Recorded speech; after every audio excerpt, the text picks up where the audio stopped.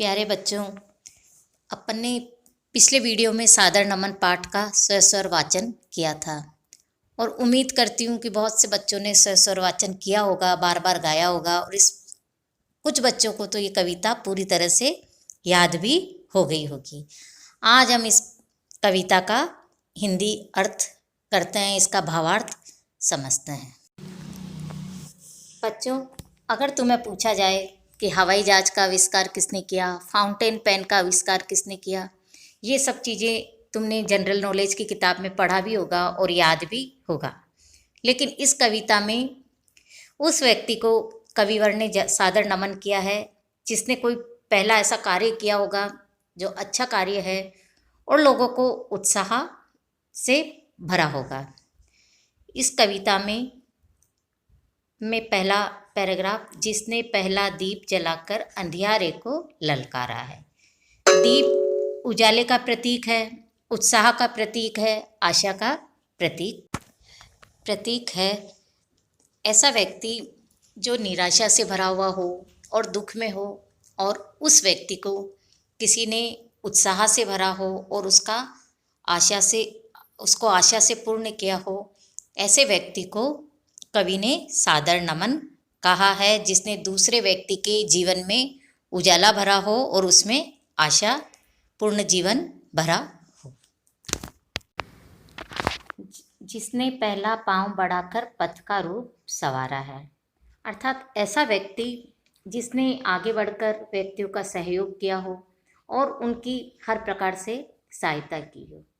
या यूँ समझ लो कि कोई व्यक्ति अपना मार्ग भूल गया है और उस व्यक्ति ने लोगों को मार्ग बताया है। उस पथिक को, यानी उस पथ पे जाने वाले व्यक्ति जो निर्जन वन में गया है और उसको उस व्यक्ति ने रास्ता बताया है, उसको कवि ने सादर नमन कहा है कि ऐसे व्यक्ति जो सबके सहयोग के लिए लगे रहते हैं, उसको हमारा सादर नमन है।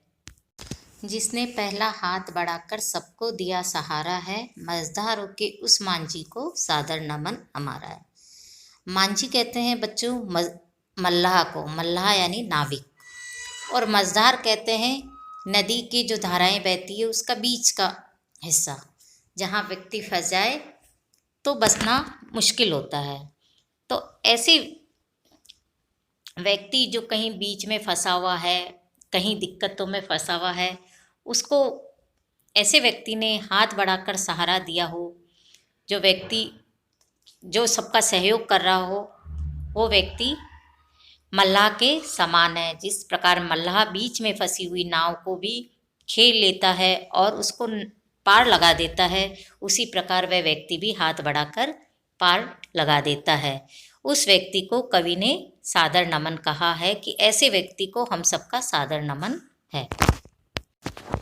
जिसने पहला सूल हटाकर फूलों को सत्कारा है, मानवता के उस माली को सादर नमन हमारा है।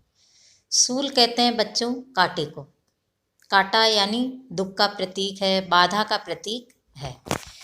तो ऐसा व्यक्ति जिसने लोगों की बाधाओं को दूर किया है और उनको सुविधाएं दी है, सहयोग दिया है, तो कवि कहते हैं कि ऐसा व्यक्ति माली के समान है। जो माली फूलों को संवारता है और उनसे कांटों को निकालता है, उसी प्रकार वो व्यक्ति जो दूसरों की बाधाओं को दूर करता है और उनको सुविधाएं देता है, सहयोग करता है, ऐसा व्यक्ति मानवता का माली के समान है।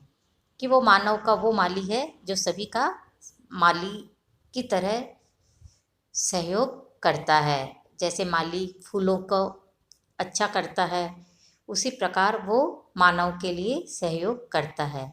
ऐसे व्यक्ति को हमारा सादर नमन है। जिसने पहला तिलक लगाकर जय का मंत्र उच्चारा है, मातृभूमि के उस शहीद को सादर नमन हमारा है। तो बच्चों, इसमें कवि ने मातृभूमि पर शहीद होने वाले व्यक्तियों को, उन शहीदों को सादर नमन कहा है। जो मातृभूमि पर विपत्ति आने पर, कष्ट आने पर वो अपने घर से विदाई का पहला तिलक लगवाते हैं और विजय का मंत्र उच्चारते हैं, यानी बोलते हैं। उसके बाद वो मातृभूमि के लिए शहीद हो जाते हैं। ऐसे वीरों को कवि ने सादर नमन कहा है। अब ये कविता यहीं खत्म हो जाती है, समाप्त हो जाती है।